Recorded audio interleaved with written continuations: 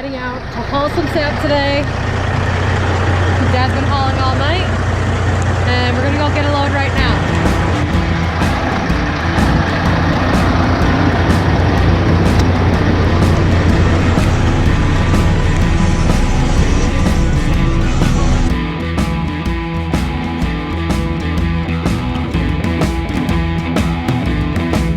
It is about 55 degrees outside. It's raining, so it's not the most ideal day.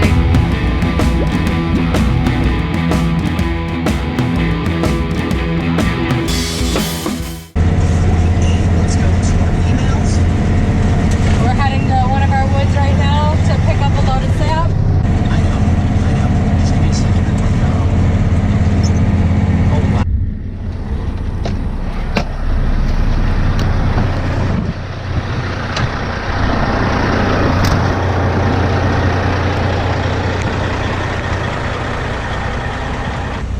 When we pulled in here, the holding tank was filled right to the brim. It was just about overflowing.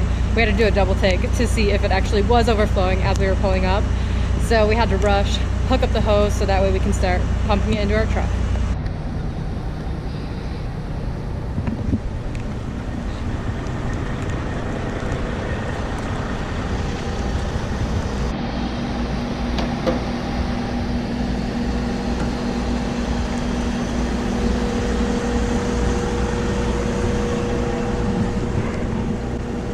Looking for bugs, leaves, twigs, pine needles.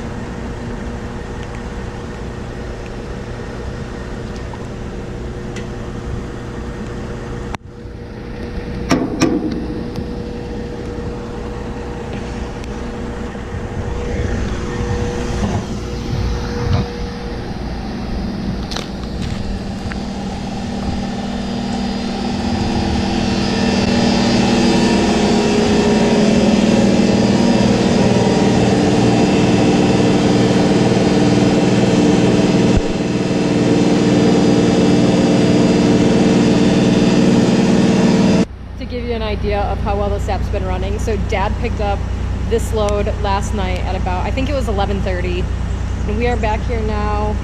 I don't even know what time it is because I don't have my watch. Let's see. And it is 10:20, and that tank was about full. So this truck holds 6,000 gallons, and then that tank holds 8,000 gallons. So every time we come to pick up a load and that is full, we can't get it all, so you have to come back. But we don't like to do partial loads because we have so many different properties that we drive to. So we try again to wait so it's a full load, so that way when we come back, it's a full load to pick up. And then we just continue on.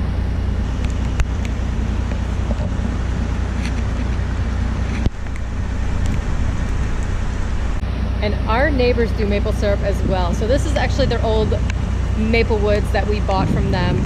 And then they kept some that they do for themselves as well. And they use the bucket method. So I'm gonna show you that while we're waiting for the truck to fill up. And so you can get a look at what it looks like. Hanging a bucket from the tree is how we actually started. We used to be really small scale before we grew, and we didn't use buckets, but my dad used buckets with his grandpa and his dad.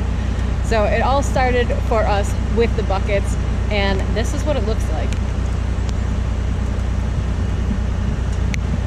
As you can imagine, as we grew, buckets was just really labor intensive.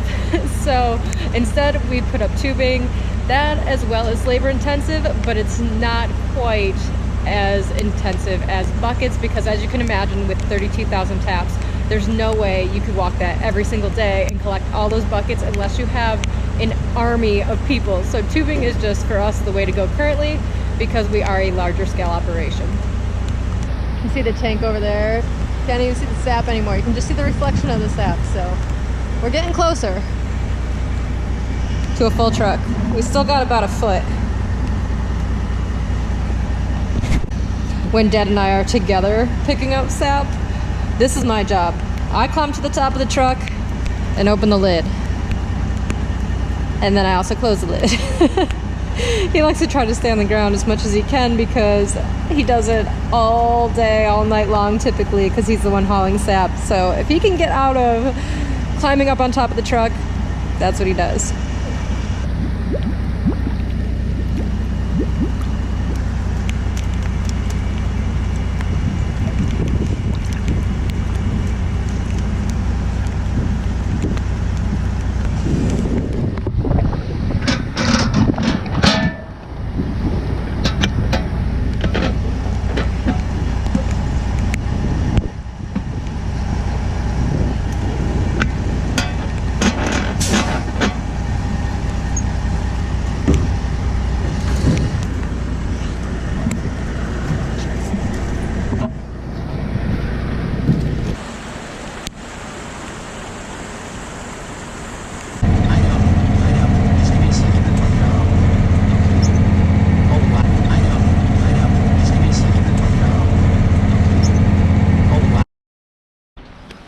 Now while the truck is unloading, we take our sample and we're going to take it into the sugar shanty and get a reading with our refractometer to see what the bricks are of the sap.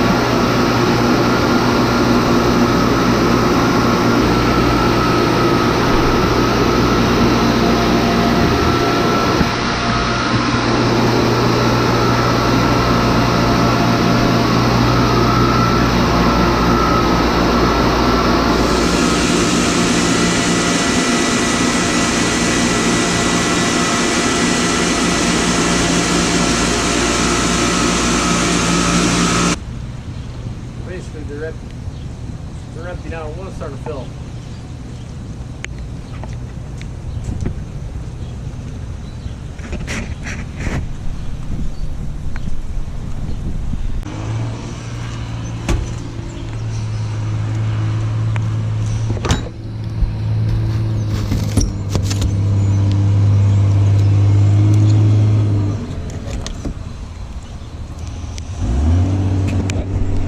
We just finished unloading this load of sap, so now we're gonna head up to the next woods. We're gonna just keep loading all day until we're out of room on the main farm. At that point, we're gonna have to start boiling down, cooking down the syrup to make more room so we can continue to get some sap. But I just wanted to give you a little view of all the work that's involved in making maple syrup. It's a lot more than you think. And trucking is just another aspect of it for us, but it's kind of crappy out today. It is raining, so I'm gonna get to work, put the camera away. Thank you guys so much for joining us. If you liked this video, please be sure to subscribe and like it, and we'll be seeing you soon.